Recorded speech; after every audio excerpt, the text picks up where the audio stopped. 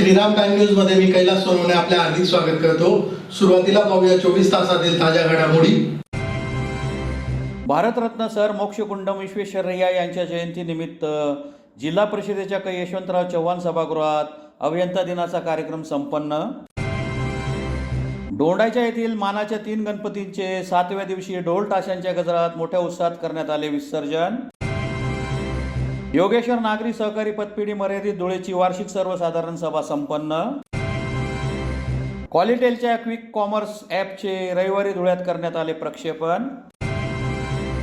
बांधकाम भवन येथील विश्वेश्वरय्या हॉल येथे अभियंता दिवस साजरा। आणि मैत्रीय गुंतवणूकदारांच्या न्याय हक्कासाठी एल्गार मेळावा संपन्न।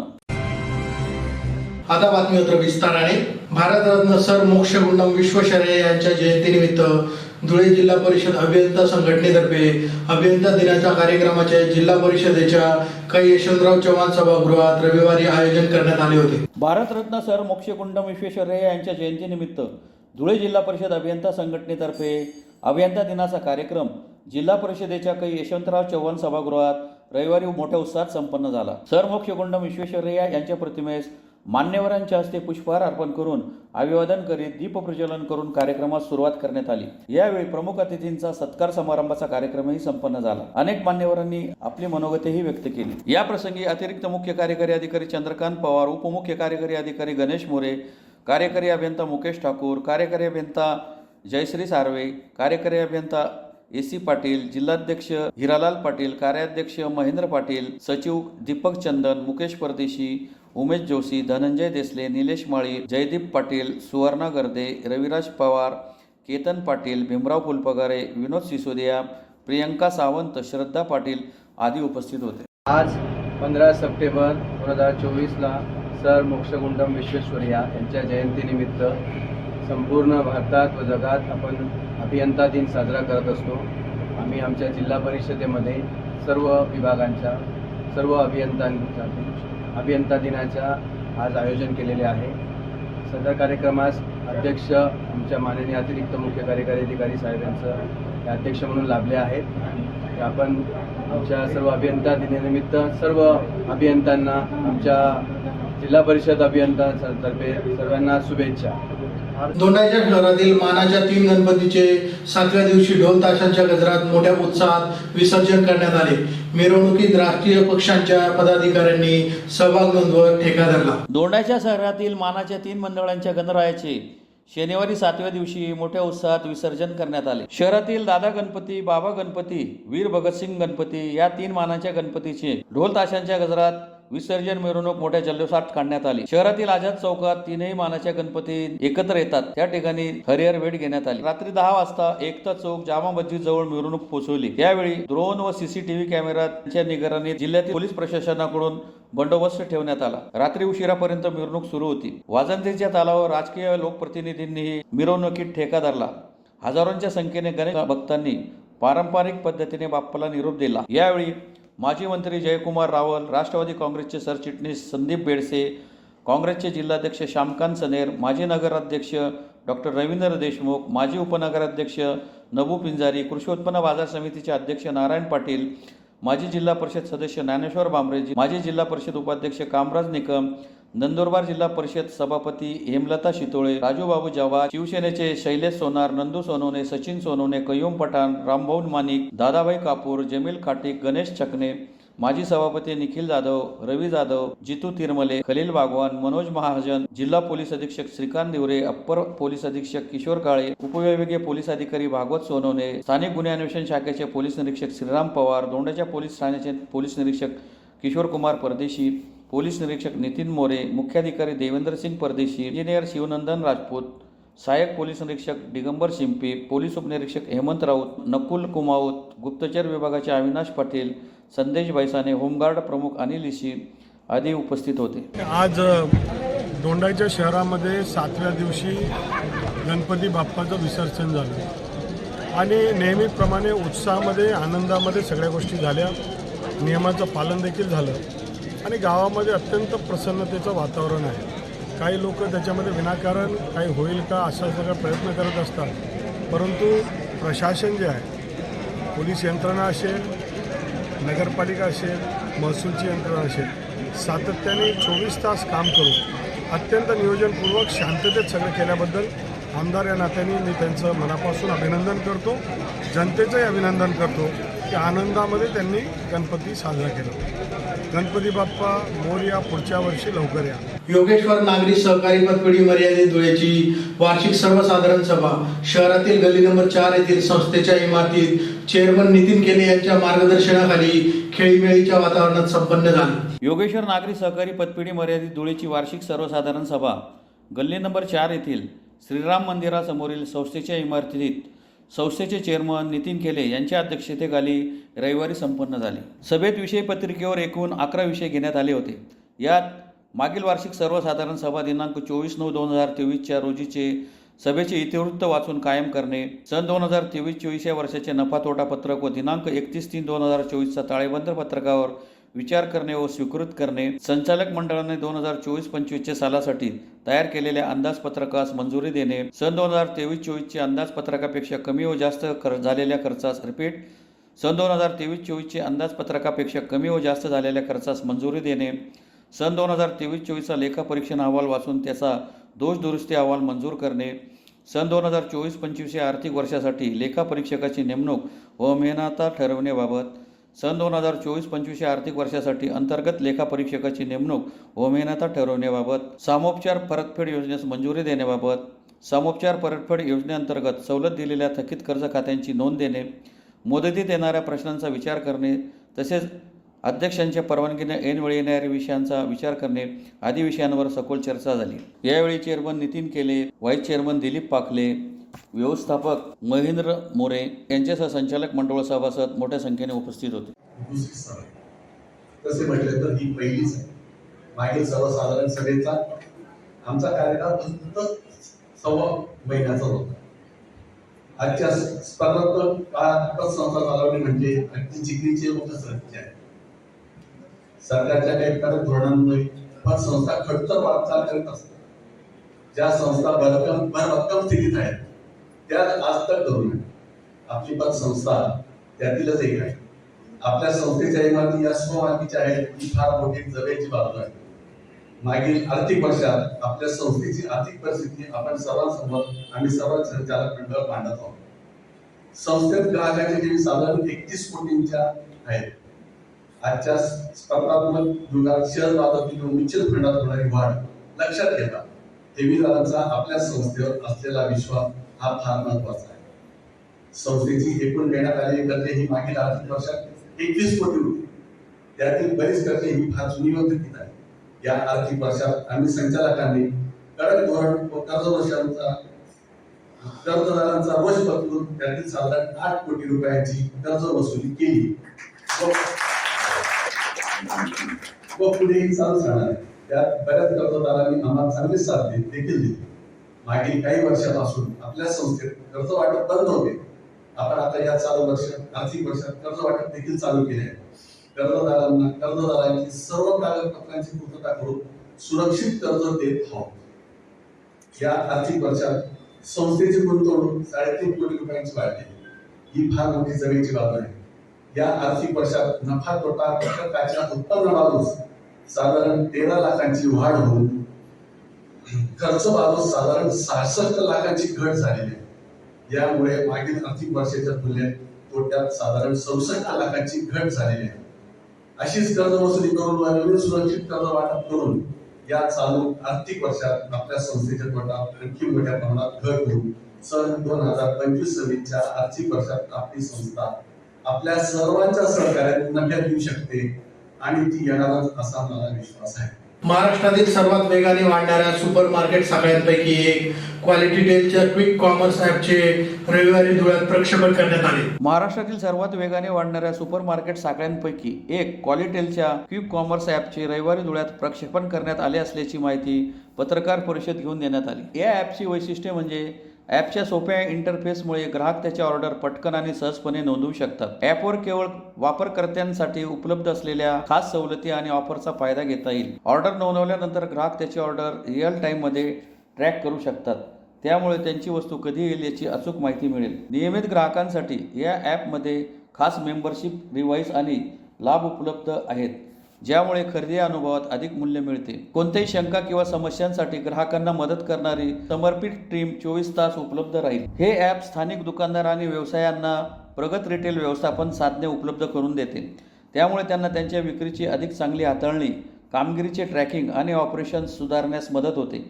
ग्राहकांच्या डेटाच्या सुरक्षिततेसाठी हे ॲप क्लाउड आधारित तंत्रज्ञानाचा वापर करते आणि विक्रेत्यांसाठी विक्रीत वाढ करण्यास मदत करते. धुळ्यात पहिले क्विक कॉमर्स ॲप म्हणून क्वालिटेल हे शहराला एक नवा खरेदी अनुभव देण्यासाठी सज्ज आहे. धुळ्यातील नागरिकांना अनेक उत्पादने आंतरराष्ट्रीय ब्रँड्ससह ग्राहकांसाठी अनुकूल किमतीत मिळणार आहेत. याचे प्रक्षेपण धुळ्याच्या खरेदी अनुभवात बदल घडवून आणेल, अधिक सोयीस्कर, उत्तम उत्पादने आणि उत्तर दर्जाचे ग्राहक सेवा देईल. क्वालिटेल ही महाराष्ट्रातील वेगाने वाढणारी सुपरमार्केट साखळी आहे, जी 300पेक्षा अधिक ब्रँड्सची थेट जोडलेली आहे आणि आता त्याच्या डिजिटल प्लॅटफॉर्मवरून ग्राहकांना उच्च गुणवत्तेची उत्पादने प्रदान करणार आहे. यावेळी संचालिका Rashida Khilawala, managing director Mukesh Kumar Kalal, director Kiran Jain, Robin Bhagat आदि उपस्थित होते. पिलर्स हैं क्वालिटेल के. पहले तो जो हम ब्रांड्स के लिए करते हैं, ब्रांड्स के लिए गो टू मार्केट स्ट्रैटेजी बनाते हैं, जिससे अगर कोई ब्रांड नया है और अपने आप को लॉन्च करने की कोशिश कर रहा है तो उनके पास नॉर्मली ऑनलाइन में बहुत सारे ऑप्शंस होते हैं, लेकिन एक ऐसा ऑप्शन जो ऑनलाइन एंड ऑफलाइन दोनों हो, जिससे उनको ज़्यादा फास्ट ग्रोथ मिल सके, वैसा क्वालिटेल एक मात्र ऑप्शन है.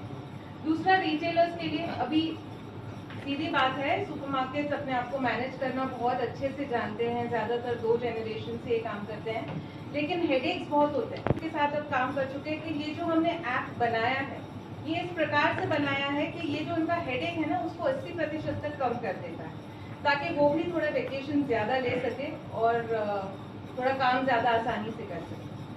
तीसरा है हमारा क्विक कॉमर्स ऐप, जो हम थोड़े से प्रायोरिटी लॉन्च कर रहे हैं. ये जो ऐप है, ये बस हर क्विक कॉमर्स ऐप जैसा है, जो कंज्यूमर्स को प्रोडक्ट उनके घर तक लेके आ सकता है, लेकिन इसमें और बेनिफिट्स भी है, जिससे वो चाहे तो टेक अवे ले सकते हैं, चाहे तो दुकान में जाके सेल्फ चेकआउट कर सकते हैं, जिससे उनका जो शॉपिंग एक्सपीरियंस है वो बेटर हो. प्लस उनको काफ़ी डिस्काउंट्स मिलेंगे, बेनिफिट्स मिलेंगे, नए ब्रांड्स मिलेंगे जो ज़्यादातर ऑनलाइन मिलते हैं, लेकिन उनको उनके घर के पास वाली दुकान पे नहीं मिलते. और चौथा पहलू जो काफ़ी इम्पोर्टेंट है, वो है हमारे इन्वेस्टर्स और पार्टनर्स. सीधी बात है, जो भी पैसे लगाता है उसे रिटर्न ऑन इन्वेस्टमेंट चाहिए, और क्वालिटेल एक बहुत ही अच्छा प्लेटफॉर्म है, जिससे जो हमारे इन्वेस्टर्स हैं उनको बढ़ने का ज़्यादा अच्छा अपॉर्चुनिटी मिल सकता है. आइडिएशन कंसल्टेंसी के तौर पे शुरू हुआ था कि हम कंसल्ट करते थे ब्रांड्स को कि ग्रो कैसे करना है, किस तरह का विजिबिलिटी रोड मैप बनाना चाहिए. बेसिकली ज्ञान बहुत ज़्यादा देते थे, और जनरल ट्रेड के बारे में इंफॉर्मेशन होने के नाते वो ज्ञान अक्सर अच्छा होता था. लेकिन अब हम ये जो गैप है ज्ञान के और इम्प्लीमेंटेशन के बीच का, अब हमने वो भी ब्रिज कर दिया है, और हम एक्चुअली इम्प्लीमेंट करते हैं और ब्रांड्स को लॉन्च करते हैं. भारतरत्न सर मोक्षगुंडम विश्वेश्वरय्या यांच्या जयंतीनिमित्त शहरातील भानकन भवन येथील विश्वेश्वरय्या हॉल येथे अभियंता दिवस साजरा करण्यात आला. धुळे शहरातील बांधकाम भवन येथील विश्वेश्वरय्या हॉल येथे भारतरत्न मोक्षगुंडम विश्वेश्वरय्या यांच्या जयंतीनिमित्त इंजिनियर डे साजरा करण्यात आला. प्रमुख अतिथींच्या हस्ते सर विश्वगुंडम विश्वेश्वरय्या यांच्या पुतळ्यास पुष्पमाला अर्पण करून अभिवादनाचा कार्यक्रम संपन्न झाला. यावेळी अनेक मान्यवरांनी आपली मनोगते व्यक्त करताना सर मोक्षगुंडम विश्वेश्वरय्या यांच्या अनेक कार्यांचा गौरव करीत उजाळा दिला.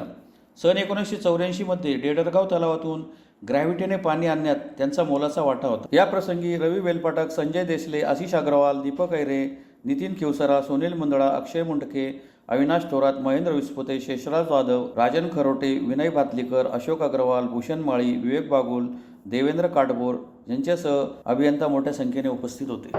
इंजिनियर्स डे म्हणजे सर मोक्षगुंडम विश्वेश्वरय्या यांचा जन्मदिन. एक महान इंजिनियर भारतातला, की जो अनेक सन्मानाने पुरस्कृत झाला. इतकेच नाही तर 1955 साली त्यांना भारतरत्नही मिळालं. भारतरत्न मिळालेला आपल्या भारतातले फक्त एकमेव इंजिनियर सर विश्वेश्वरय्या आहे. त्यांना MV असेही म्हणत. आपला भाग्याचा विषय असा आहे की ते इंजिनियर झाल्यानंतर त्यांचं पहिलं पोस्टिंग धुळ्याला झालं 1884 साली, आणि ते 16 महिने धुळ्याला होते. आणि त्या काळात त्यांनी डेडरगावहून, त्यावेळी वीज नव्हती, डेडरगावहून ग्रॅव्हिटीने पाणी धुळे शहराला आणलं आणि ते फार मोठं काम आज ती योजना अजूनही चालू आहे. त्याच्याशिवाय दातर्तीला साखरीजवळ सायफननी पाणी त्यांनी सुरुवात केली, ती फार मोठी गोष्ट झाली. त्यानंतर त्यांच्या संपूर्ण जीवनात इतकी प्रचंड कामं केली की त्याची यादी करणं कठीण आहे. अशा या महान महापुरुषाचा आजचा जन्मदिन, तोच इंजिनियर्स डे, त्यानिमित्ताने सर्व धुळ्यातील इंजिनियर्स, अभियंता त्यांना श्रद्धांजली देण्यासाठी, आदरांजली वाहण्यासाठी आलेले आहेत. मी आजच्या या दिनाच्या सर्वांना शुभेच्छा देतो. मैत्री गुंतवणूकदारांच्या न्याय हक्कासाठी धुळे शहरातील देवपुरातील सुंदर सावित्री सभागृह येथे एल्गार मेळाव्याचे रविवारी आयोजन करण्यात आले होते. मैत्री गुंतवणूकदारांच्या न्याय हक्कासाठी धुळे शहरातील देवपुरातील सुंदर सावित्री सभागृह येथे एल्गार मेळाव्याचे ग्रामीणचे आमदार कुणाल पाटील यांच्या प्रमुख उपस्थितीत रविवारी आयोजन करण्यात आले होते. आमदार कुणाल पाटील व मान्यवरांच्या हस्ते दीप प्रज्वलन करून मेळाव्यास सुरुवात करण्यात आली. प्रास्ताविकात राजेंद्र देवरे, दिलीप शिंदे आदींनी माहिती दिली. मान्यवरांचा सत्कार समारंभाचा कार्यक्रमही यावेळी संपन्न झाला. या प्रसंगी आमदार कुणाल पाटील यांना सन्मानपत्र देऊन गौरवण्यात आले. मेळाव्याला नानाभाऊ पाटील, पिंटू भाऊ दरडा, राजेंद्र देवरे, भैयासाहेब माळे यांच्यासह आमदार कुणाल पाटील यांनी मार्गदर्शन केले. या प्रसंगी आमदार कुणाल पाटील, किरण नगराळे, नानासाहेब पाटील, पिंटू भाऊ दरडा, राजेंद्र देवरे, भैयासाहेब माळी, चित्रा कासार, मनीषा पाटील, पुष्पा पाटील, अश्विनी पाटील आदी उपस्थित होते. भैयासाहेब माळी, राजेंद्र देवरे, कारण जेव्हा मी त्यांना हात मारले असेल तर तिला उभी राहिले असते. 2016 पासून संघर्ष चाललेला आहे. 2016ला नाशिकला गुन्हा दाखल झाला, त्या दिवसापासून संघर्ष चालला. महाराष्ट्रात 2 गुन्ह्याचा गुन्हा नाशिक नंतर धुळ्यामध्ये स्वतः दाखल केला. दुसरा गुन्हा दाखल झाला, परंतु जी मालिका कंटिन्यू जर पुढे केली असते तर मला वाटतं तुम्हाला 2024 बघावं लागलं. मित्र, इतिहास गंभीर विषय आहेत. 353 कोटी म्युच्युअल फंडाचे पैसे गॅजेट मध्ये कुठं दिसत नाही. शासनाच्या जप्तीच्या गॅजेट मध्ये दिसत नाही. 353 कोटी 2014 ला जमा केले. आज 2024 आहे. किमान त्याची आवड 4 पट झालेली असते. आणि गोंधळ असं झालेला आहे. आता त्यांनी सांगितलं दुकानाकडे गेलं का मला हाकून देतात, आमचं पण ऐकतच नाही. विषय असा आहे, या अधिकाऱ्यांनी, या मंत्री साहेबांना असं विनवलेलं आहे की साहेब तिथं पैसे द्यायला तेवढी प्रॉपर्टीज दे. चूक कुठे झाली लक्षात घ्या. आकडा दाखवला जो 88 कोटी, 88 कोटीचा आकडा कुठून आणि कसा आला ते तुम्हाला सांगतो. त्याची 100 रुपयाची पॉलिसी होती ना, त्याने एकच हप्ता भरला. व्याजनंतर त्याला 11,600 मिळणार. परंतु झालं काय,